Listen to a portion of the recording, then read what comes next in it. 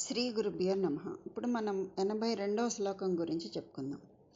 కరీంద్రాణం శుండాన్ కనక కదళీ కాండపటలీం ఉభాభ్యామూరుభ్యాం ఉభయమపి నిజ్జిత్య భవతి సువృత్తాభ్యాం పత్యుః ప్రణతి కఠినాభ్యాం గిరిసుతే విధిజ్ఞే జానుభ్యాం విబుధకరికుంభద్వయమసి.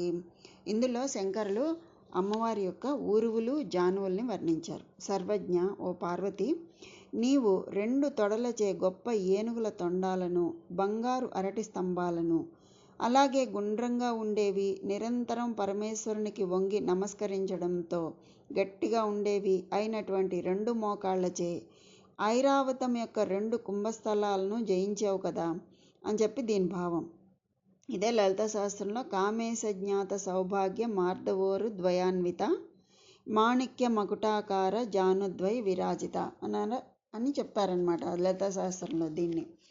అయితే ఇప్పుడు మనకి శ్లోకంలో ఏం చెప్పారంటే, కరీంద్రాణం శుండాన్ కనక కదలీ కాండ పటలీం కరీంద్రాణం శుండాన్ కనక కదలీ కాండ పటలీం ఉభాభ్య మూరుభ్యాం ఉభయం అపి నిర్జిత్య భవతి ఉభాభ్యామూరుభ్యాముభయమపి నిర్జిత్య భవతి సువృత్తాభ్యాం పత్యుః ప్రణతి కఠినాభ్యాం గిరిసుతే సువృత్తాభ్యాం పత్యుః ప్రణతి కఠినాభ్యాం గిరిసుతే విధిజ్ఞే జానుభ్యాం విబుధ కరికుంభద్వయం అసి విధిజ్ఞ జానుభ్యాం విబుధ కరికుంభద్వయమసి.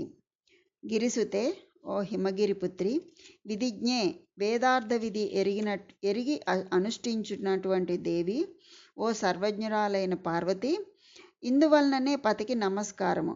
ప్రతిదినము విధిగా చేయదగినది చేయుట కానీ ఆయన ఆధిక్యమును అనువర్తించుట కాదని రహస్యం అన్నమాట. అంటే విధిగా భర్తకి నమస్కారం చేయాలని విధిని తెలుసున్నది కాబట్టి పార్వతి అలాగా సర్వజ్ఞురాల అన్నారు.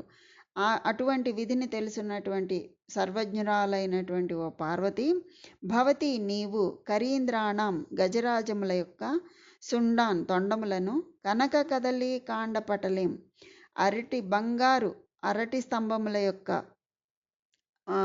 బోధల్లాంటివి అనమాట మొత్తమును, ఉభాభ్యాం రెండైనటువంటి, ఊరుభ్యాం నీ తొడలచే, ఉభయం అపి కరుల తొండములు అంటే ఏనుగు తొండములు, అంటే కదళీ స్తంభములు అనే రెండింటిని కూడా, కదళీ స్తంభాలంటే అరటి బోధలు అనమాట, నిజ్జిత్య జయించి, సువృత్తాభ్యాం సుందరములై వర్తులములై, పత్యుహు అంటే పతియగు పరమేశ్వరునికి పత్యుహు, ప్రణతి కఠినాభ్యాం చేయు నమస్కారముల చేత కఠినములైనటువంటివి అంటే నమస్కారం చేసే సమయంలో జానువులు భూమిపై స్పృశించుట వలన అని అర్థం. జానువులు అంటే మోకాళ్ళు.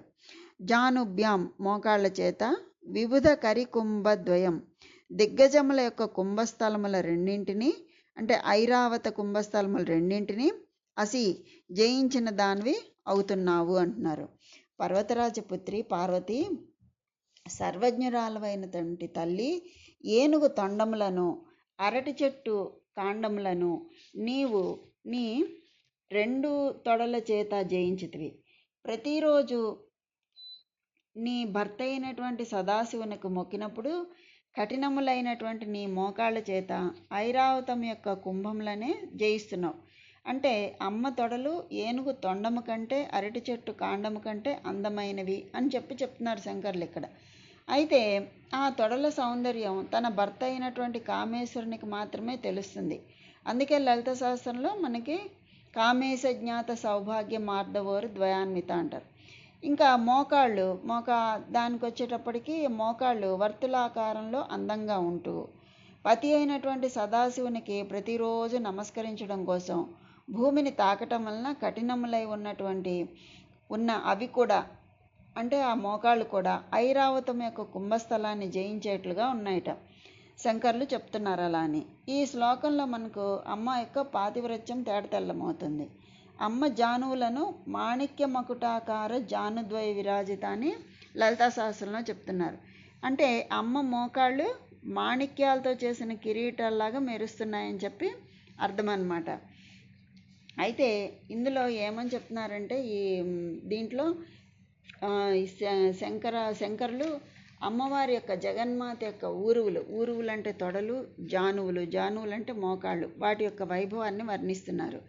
ఆ తల్లి తొడలు ఊరువులు బంగారు అరటి స్తంభాల వలె ఉన్నాయి. అవి సౌందర్యానికి నిలయం. అయితే దీనికి సంబంధించి మనం ఒక కథ చెప్పుకోవచ్చు ఇక్కడ. ఈ కథ గురించి సినిమా కూడా వచ్చింది దీని మీద. చాలామందికి తెలిసే ఉంటుంది, చూసే ఉంటారు అందరూ కూడా. ఇది మధుర మీనాక్షి ఆలయంలో జరిగింది. ఒకానొకప్పుడు ఈ మధుర మీనాక్షి ఆలయంలో ఒక మహాశిల్పాచారుడు ఉండేవాడు. శిల్పకళ ఆయన తపస్సు. ఆ విధంగా ఆయన ఆలయాలు నిర్మిస్తూ 1000 స్తంభాల మండపంలో అద్భుతమైనటువంటి దేవతా శిల్పాలను మలచవలసింది అని చెప్పి శిల్పాచారునికి ఆ ఊరు రాజు, ఆ మధుర రాజు పాండ్యరాజు ఆజ్ఞ ఇచ్చాడు.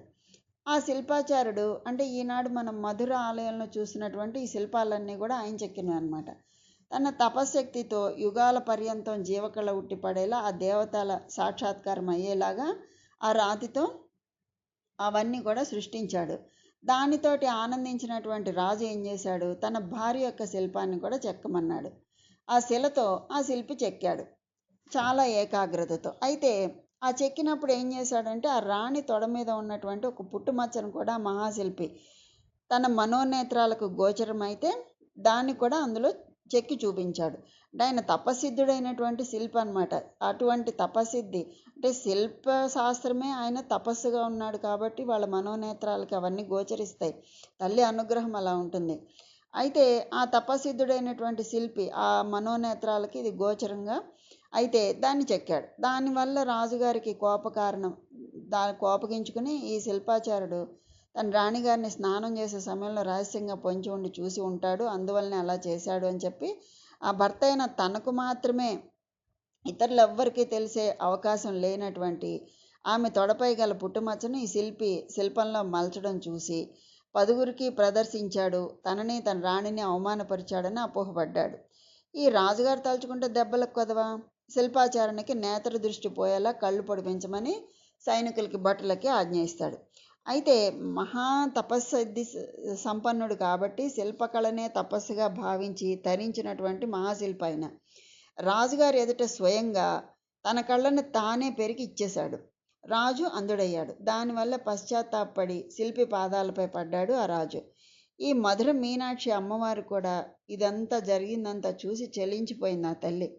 ఆ మహాశిల్పి తన భక్తుడు శిల్పకళే శిల్పశాస్త్రమునే తపస్సుగా భావించినటువంటి ఆ శిల్పి కన్నులు పోతే తన మహిత్యం ఏముంటుంది అనుకుంది ఆ తల్లి. అంతే శిల్పి చేసిన స్తోత్రంతో సాక్షాత్కరించి అమ్మవారు ఆ మధుర మీనాక్షి రాజును మందలించింది. శిల్పికి రాజుకి కూడా మళ్ళీ దృష్టిని ప్రసాదించింది. రవిగాంచనిచో కవిగాంచనెయ్యడని అన్నట్లు సూర్యకిరణాలు చూడబడలేని చోటల్లా కూడా కవి దృష్టి వెళ్ళగలదు. అలాగే శిల్పి దృష్టి దివ్య దృష్టిగా మారగలదన్నమాట. అందువలన ఈ దేవతా విగ్రహాలన్నీ కూడా జీవకళతో సృష్టించగలిగినటువంటి మహాశిల్పి దివ్య దృష్టిని శంకించినటువంటి ఆ రాజుకి కనువిప్పు కలిగిస్తుంది జగన్మాత. అంచేత మహాభక్తుడు తపసంపన్నుడు కారణజన్ముడు అయినటువంటి ఆదిశంకరాచార్యుల వారు మహాయోగీశ్వరునిగా మారి పరమేశ్వరుని హృదయంలోకి చొరపడి మనకి ఆ తల్లిని సాక్షాత్కరింప చేస్తున్నారనమాట. ఈ విధంగా అదే మనకి లలితా శాస్త్రంలో ఏమంటున్నారు, కామేశ జ్ఞాత సౌభాగ్య మార్ధవోర్ద్వయాన్విత అంటున్నారు కదా. అంటే ఏంటి, కామేశ్వరుడైనటువంటి పరమేశ్వరుడు మాత్రమే చూడబడే, ఆయనకి మాత్రమే తెలిసేటటువంటి సౌభాగ్యము మార్ధవము కలిగినటువంటి ఊరువుల జంట కలిగిన తల్లి అని చెప్పి కీర్తించారు. ఆ తల్లి బంగారు అరటి బోధల వంటి ఊరువుల సౌందర్యం దర్శించి మనందరి చేత కూడా దర్శింపజేయించారు శంకరులు. అంతేకాదు ఈ మానవ శరీరంలో ఈ ఊరువులకి ఎంతో ప్రాధాన్యత ఉంది. నడకకు మూలమైనటువంటివి, కాళ్ళకు మూలస్థానమైనవి ఊరువులే. ఈ తొడల స్థానం నుండి హృదయ స్థానంలోకి రక్త ప్రసరణ చేసేటటువంటి కీలకమైన నాడి సముదాయం కూడా ఆ తొడల్లోనే ఉంటుంది. ఇప్పుడు మనకి అందరికీ తెలుసున్నదే, వీళ్ళ గుండె సంబంధించినటువంటి జబ్బులు వచ్చినప్పుడు ఏం చేస్తున్నారు, యాంజియోగ్రామ్ చేస్తున్నారు. అది ఎలా చేస్తున్నారు, ఒక తొడలలో నుంచి ఒక రక్తనాళం ద్వారా మిషన్ని పంపించి చూస్తారు కదా, ఎక్కడ బ్లాక్స్ ఉన్నాయి, ఎక్కడ రక్తం గడ్డగట్టింది అనేది దాని ద్వారానే కదా తెలుసుకుంటారు. తెలుసుకునే తర్వాత ఆపరేషన్ చేస్తున్నారు. ఈ విధంగా అంత ప్రాధాన్యమైంది మానవ శరీరంలో ఆ ఊరువులు. ఇంకా స్త్రీకి అందం ఊరువులు. సృష్టి అంటే ప్రసవ సమయంలో చివరి నొప్పులలో అంటే ప్రసవ సమయంలో నొప్పులు పడుతున్నప్పుడు శిశువు జన్మించే సమయంలో ఆ శిశువు శిరసోదయం దగ్గర నుంచి భూపతనం అయ్యే వరకు సుమారు 5 నిమిషాల సమయం యమగండం వంటిది, జీవన్మరణ సమస్య. అటువంటి నొప్పులను భరిస్తూ ఉంటుంది. ఇటు పునర్జన్మ అటు మరణము తేలిపోయే క్లిష్ట సమయం ప్రతి స్త్రీకి కూడాను. ఆ శిశువు బయటపడే సమయంలో ఒత్తిడి అంతా ఆ ఊరువులపైనే పడిపోతుంది. అంతా బాధ వేదన కూడా భరించాలి ఆ తల్లి. అటువంటి ఆ బాధలో నుంచే ఆవిడ ఎప్పుడైతే బిడ్డ ఏడుపు వినిపిస్తుందో అంత బాధ మరిచిపోయి ఆ తల్లి మళ్ళా ఈ లోకంలోకి వచ్చి బిడ్డను చూసుకుని తను పొందినటువంటి బాధ అంతా కూడా, నరకయాతన అంతా కూడా మర్చిపోతుంది. అదే మాతృత్వంలోని మమకారం, అద్భుత మమకారం. ఇప్పుడు సిజేరియన్లు వచ్చాయి కాబట్టి ఈ అనుభూతి ఎవరికి తెలియటం లేదు. ఇప్పుడు స్త్రీ ఊరువులు ఒక సృష్టిని భరించే శక్తివంతమైన శక్తి కారకాలు. జగన్మాత సర్వ సృష్టికి తల్లి. ఈ పురాణాల్లో దీనికి సంబంధించి ఇంకో కథ కూడా ఉంది. ఇప్పుడు నరనారాయణులు ఒకసారి బదరికాశ్రమంలో తపస్సు చేసుకోవడంలో నిమగ్నమై ఉంటారు. ఇది మరొక వీడియోలో కంటిన్యూ చేస్తాను. నరనారాయణులు బదరికాశ్రమంలో తపస్సు చేసుకుంటూ ఉంటారు. అలాంటప్పుడు ఏమవుతుంది, ఎప్పుడైతే ఎవరైనా తపస్సు చేసుకుంటూ ఉంటే సహజంగా అందరికీ తెలుసున్నదే, పురాణాలు చదువుతున్న వాళ్ళందరికీ తెలిసింది. ఎవరు తపస్సు చేసుకుంటున్నా ముందు భయపడేది ఇంద్రుడే. ఎక్కడ తన పదవి వాళ్ళు తీసేసుకుంటారో, తపస్సు సాధించుకుంటారు అని చెప్పి ఆయనకి ఎప్పుడు భయమే అనమాట. అందువల్ల ఏం చేస్తూ ఉంటాడు, వాళ్ళ తపస్సుకి ఎన్నో అవరోధాలు కల్పిస్తూ ఉంటాడు. వాళ్ళందరూ తాపసుల విషయంలో విఘ్నం కలిగించి విజయం కూడా సాధించాడు. మరికొందరి విషయంలో ఘోర పరాజయం చూశాడు కూడాను. ఈ విధంగా నరనారాయణుల తపోభంగానికి ఆయన ఏం చేశాడు, ఇంద్రుడు యువకులైనటువంటి వాళ్ళని ఆకర్షించడానికి వీళ్ళని అప్సరసల్ని, గీత వాయిద్యాలని వీళ్ళందరినీ పంపించాడనమాట. వాళ్ళ యొక్క సౌందర్య ప్రదర్శనని, నృత్య గీతాల ఆర్భాటాలని ఇవన్నీ కూడా అక్కడ ప్రదర్శించడానికి వాళ్ళని పంపించాడు. అక్కడంతా కూడా ఒకటేమిటి, అన్ని ప్రకృతి అంతా ఆకర్షణీయంగా మారిపోతుంది. ఈ నరనారాయణులు స్పృహలోకి వచ్చి ఒకసారి ఒకరి వైపు ఒకరు ఆశ్చర్యంగా చూసుకుంటారు. సరే, విషయం ఏమిటో వాళ్ళిద్దరు దివ్య దృష్టికి క్షణంలో అర్థమైపోతుంది. వెంటనే వాళ్ళు ఏం చేస్తారు, తమ తపశక్తితో జితేంద్రియం ఎంత మహత్తరమైందో తెలియలేనటువంటి ఆ ఇంద్రునికి తెలియపరచాలనుకున్నాడు. నారాయణుడు ఏం చేస్తాడు, ఊరువు నుంచి తన అరచేతితో మదిస్తాడు. తన తొడని అరచేతితో మదిస్తాడనమాట నారాయణుడు. ఎప్పుడైతే అలా చేశాడో ఆ ఊరువు నుండి ఒక అద్భుతమైనటువంటి సౌందర్య రాశి జన్మిస్తుంది. ఆ పుట్టిన మరుక్షణంలోనే నృత్య గాన కళాకోవిదే నర్తిస్తుంది. ఊరువు నుంచి జన్మించినటువంటి ఆ అందాల రాశి ఎవరో కాదు, ఊర్వశి అని పిలువబడే అప్సరస. ఇదంతా చూసినటువంటి, ఇంత అద్భుతాన్ని చూసిన ఇంద్రుడు మిగతా వాళ్ళందరూ కూడా ఆశ్చర్యపోతారు. తమలోని ఇంతటి అందాల రాశిని అంతర్గతంగా భరిస్తున్న వారి జితేంద్రియత్వం, భావన మాత్రంగా సౌందర్య రాశులను సృష్టించగల వారి తపశక్తి గ్రహిస్తాడు ఇంద్రుడు. సాష్టాంగపడి తప్పు క్షమించమని కోరుకుంటాడు. సరే, నరనారాయణులను క్షమిస్తారు. మళ్ళీ నారాయణులు ఇద్దరూ కూడా వేల కొలది అప్సరసులను సృష్టించారు. అట్లా తమ ఊరువుల నుండి ఊర్వశిని సృష్టిస్తారు, అప్సరసల్ని. ఆ తర్వాత ఊర్వశిని దేవలోకం తీసుకెళ్తాడు ఇంద్రుడు. వాళ్ళల్లో రంభ, మేనక, తిలోత్తమ, పుష్పగంధి, సుకేళజ, మహాశ్వేతం, మనోరమ, ప్రమద్వర, చారుహాసిని, సంగీతజ్ఞ, ఘృతాచి, చంద్రప్రభ, కోకిల భాషిణి, సోమ, అంబుజాక్షి, విద్యున్మాల, కాంచనమాలిని, ఇట్లా వీళ్ళందరూ కూడా అతిలోక సౌందర్యవతులైనటువంటి దేవకన్యలను ఈ నరనారాయణులు సృష్టిస్తారనమాట. కేవలం తమ తొడల నుండి వారంతా కూడా 16,500 మందిని సృష్టిస్తారు. సరే, వీరందరినీ స్వర్గలోకానికి బహుమతిగా ఇస్తారు నరనారాయణులు. మన్మధుడు వీరిని తన సేనగా ఆయా సమయాల్లో తన వెంటకు పిలుచుకెళ్తాను అని చెప్పి ఇంద్రుడిని కోరుతాడు. ఇంద్రుడు సరే అంటాడు. అయితే ఇక్కడ ఏమవుతుందంటే, ఈ అప్సరస స్త్రీలలో కొంతమంది నరనారాయణులు సృష్టించిన వాళ్లే కదా వాళ్ళు కొంతమంది ఏం చేస్తారంటే, నారాయణ తమ భర్తగా భావిస్తున్నామని కూర్చుంటారు. అప్పుడు నారాయణుడు నవ్వి ద్వాపర యుగంలో కృష్ణావతారంలో వాళ్ళందరినీ కూడా నరకాసురుడు చెరబట్టిన స్త్రీల్లాగా జన్మించి తనకు భార్యలు అవుతారని మాటిస్తాడు. ఈ శ్రీకృష్ణుని 16,000 మంది భార్యలు ఆ ద్వాపర యుగం నాటి కాదుగా మారిందనమాట. సరే, ఇందులో ఉన్నటువంటి ఘృతాచి పేరు కూడా వచ్చింది కదా. ఆ ఘృతాచిని చూచే వ్యాస మహర్షి మోహపరవశుడవుతాడు. అరణి మదిస్తుండగా సుఖమహర్షి జన్మిస్తాడు. ఘృతాచికి జన్మించిన వాడే సుఖమహర్షి. ఇలా ఊరు మదనంతో పురాణాల్లో కొందరు కారణజన్ములు జన్మించిన ఉదంతాలు కూడా చాలా ఉన్నాయి. అంటే జననాంగ రక్షణ కోటలు ఊరువులు, సృష్టి కార్యానికి పునాదులు ఊరువులు. ఇక అమ్మవారి జానువులు. జానువులు అంటే మోకాళ్ళు. వట్రువులు కలిగి అనగా సుడి తిరిగినట్లు గుండ్రంగా ఉండి కఠినంగా దిగ్గజముల కుంభస్థలముల మలే ఉన్నాయి అని చెప్పి వర్ణించారు శంకరాచార్యుల వారు. విధి విధానం అంటే ఏంటి? వేద విధిని తెలుసున్నటువంటి తల్లి నిత్యము తన పతి అయినటువంటి పశుపతికి మోకాళ్ళపై కూర్చుని నమస్కరిస్తూ ఉంటుంది. వజ్రాసనం యోగాసనాల్లో ఒక ఆసనం అన్నమాట. ఆ తల్లి అలా వజ్రాసనంలో కూర్చుని పరమేశ్వరుని పూజిస్తూ ఉంటుందన్నమాట. ఈ ఊరికే చేతులు జోడించడం అవిధేయత అవుతుంది. మరెలా? మోకాళ్ళ మీద కూర్చుని చేతులు హృదయ స్థానంలో మోడ్చి నమస్కరిస్తూ శిరస్సు వంచి నమస్కరించే విధి విధానం ప్రకారం స్త్రీలు చేయవలసిన నమస్కార పద్ధతి. ఆ పద్ధతిలోనే ఆ తల్లి పరమేశ్వరుని కొలుస్తూ ఉంటుంది. దీన్నే ప్రణతి అన్నారు జగద్గురువులు. ప్రణతి అంటే ఏమిటి? మనస వాచ కర్మణ చేసే నమస్కారమే ప్రణతి అన్నమాట. అదే ఉరస శిరస దృష్ట్యా మనస వచస తదా పదాభ్యాం కరాభ్యాం కర్ణాభ్యాం ప్రణమోష్టాంగ ఉచ్యతే అంటారనమాట. అలాగా అన్ని విధాలా చేసేటటువంటి నమస్కారమే ప్రణతి. ఈ జగన్మాత తన సర్వస్వాన్ని తన భర్త అయినటువంటి పరమేశ్వరునికి నిత్యం మొక్కుతుంది. ఎట్లాగా? దైవ దర్శనానికి వెళ్తున్నప్పుడు తలార స్నానం చేసి శుచి విధి విధానం తెలుసున్న తల్లి కదా. అంటే మనకి ఇందులో ఏం చెప్తున్నారు? మనం కూడా అట్లాగ చెయ్యాలి, అంత ఆచారంగా శుచిగా ఉండాలి, అలా చేయాలి అని మనకి కూడా బోధిస్తున్నారు అంతర్గతంగా. దీని ద్వారా వెళ్తున్నప్పుడు తలార స్నానం చేసి శుచే అంటే జగన్మాత ఎప్పుడూ శుచే. మనకి చెయ్యాలని శంకరాచార్యుల వారు మనకి చెప్తున్నారనమాట.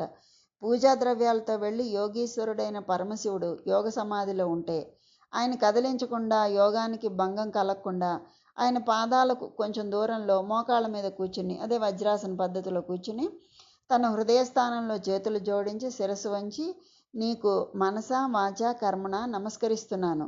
నా ఈ హృదయపీఠంపై నీవు నిరంతరం కొలువై ఉందువుగాక. నీ చరణాల సన్నిధి ఒక్కటే నా పరమ లక్ష్యం అని భావిస్తూ ఏకాగ్రతతో ఉండిపోతుంది ఆ తల్లి. ఆ యోగీశ్వరుడు గడికో గంటకో రోజుకో ఎప్పుడో మాసానికో సంవత్సరానికో ఎప్పుడో సమాధి స్థితి నుండి లేస్తాడో ఎవరికి తెలుసు. అంతవరకు ఆ తల్లి ఆ యోగాసన పద్ధతిలో నిశ్చల సమాధిలో అలాగే ఉండిపోతుంది. అందువల్ల ఆమె శరీర భారం వహించేటటువంటి మోకాళ్ళు వజ్రాసన పద్ధతిలో రాటు తేలి కఠినంగా మారిపోయాయి అన్నమాట. గజ కుంభముల వలె దృఢతరంగా మారిపోతాయి. అంటే జగత్పిత ధ్యాన సమాధి, ఆయన పాదాల చెంత జగన్మాత ప్రణతి.